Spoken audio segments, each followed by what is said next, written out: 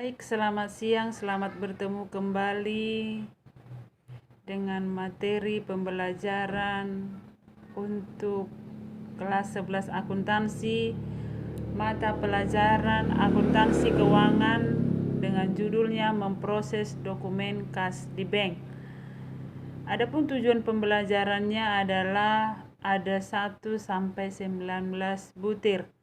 Namun yang perlu saya jelaskan di sini adalah tujuan pembelajaran poin 15 sampai 18. Poin selainnya boleh dibaca di rumah.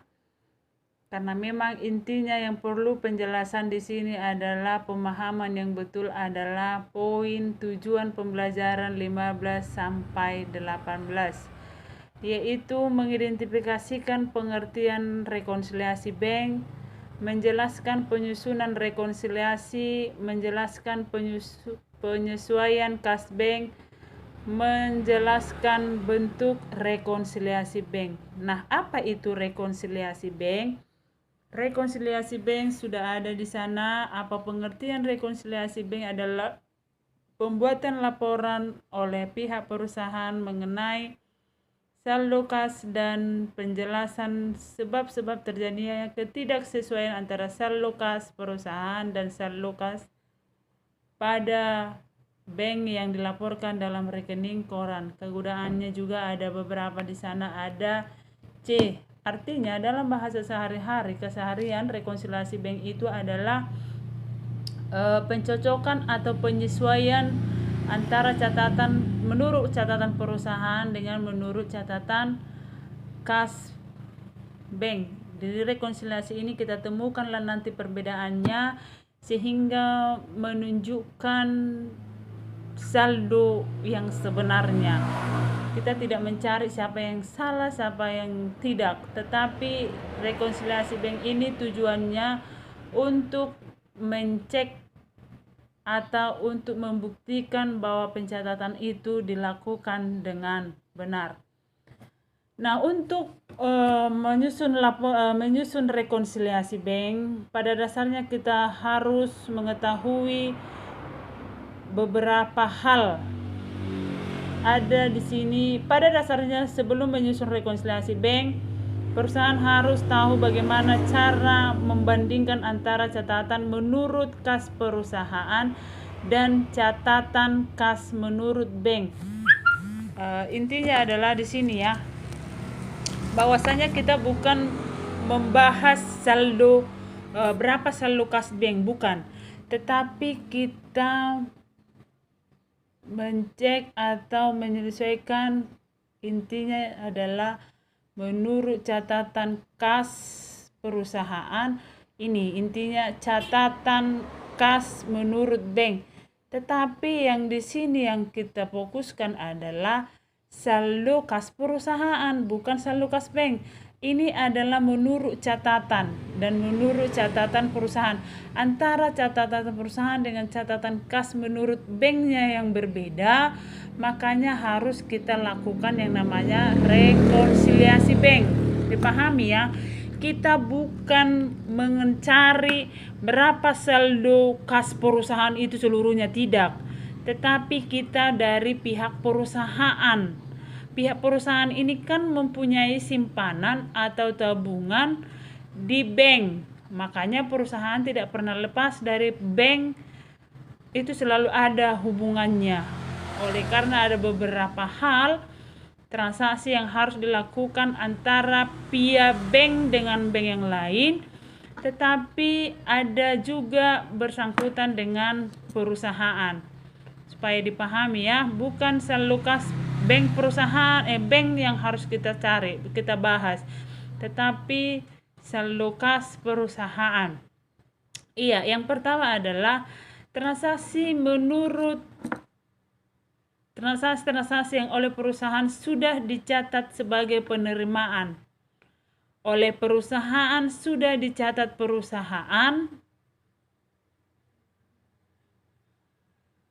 Oleh perusahaan sudah dicatat sebagai penerimaan, tetapi oleh bank belum dicatat. Otomatis itu akan menambah saldo kas perusahaan bank. Ini harus selaras sebagai penerimaan akan menambah saldo kas pada bank oleh perusahaan. Kemudian yang kedua, transaksi yang sudah dicatat sebagai penerimaan oleh bank, ini tadi oleh perusahaan ya. Dicatat penerimaan oleh bank tetapi belum dicatat perusahaan, harus kita buat itu dalam rekomendasi akan menambah saldo kas perusahaan.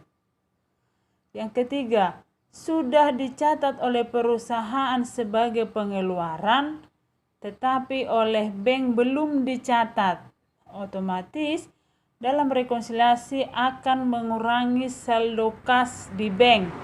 Di sini pengeluaran, di sini sudah jelas kita akan mengurangi. Di sini penerimaan sudah jelas kita akan menambah. Itu akan seiring atau sejalan. Kemudian yang D, kebalikan dari yang C. Transaksi yang sudah dicatat oleh bank sebagai pengeluaran tetapi belum dicatat oleh perusahaan. Dalam rekonsiliasi, jumlah tersebut akan mengurangi saldo kas perusahaan. Kemudian yang terakhir, adanya kesalahan pencatatan. Ada banyak kesalahan pencatatan baik perusahaan maupun bank. Baik yang dilakukan oleh perusahaan maupun bank. Transaksi yang sudah dicatat oleh perusahaan sebagai penerimaan tetapi ditolak oleh bank. Dalam rekonsiliasi, jumlah tersebut akan mengurangi saldo kas perusahaan. Contoh, cek yang diterima dari langganan disetorkan ke bank namun ditolak oleh bank karena tidak ada dananya. Contoh, perusahaan sudah menerima cek dari pihak ketiga. Sudah tahu ya, cek itu adalah surat perintah untuk mencairkan sejumlah uang. Perusahaan sudah mencatat itu sebagai penerimaan. Mungkin penerimaan piutang. Sudah dipegang cek, tetapi ketika pergi dia ke bank yang bersangkutan, bank itu ditolak oleh karena dananya tidak ada. Otomatis yang memperbaiki catatan di sini adalah pihak perusahaan dan itu akan mengurangi saldo perusahaan yang tadinya sudah dicatat sebagai penerimaan. Jadi 5 poin inilah dasar kata kunci untuk menyusun yang namanya rekonsiliasi bank. Jadi harus kita kerjakan bagaimana mengerjakan rekonsiliasi bank supaya ini dipahami, dibaca ulang lagi dan kita selanjutnya akan mengerjakan yang namanya contoh soal.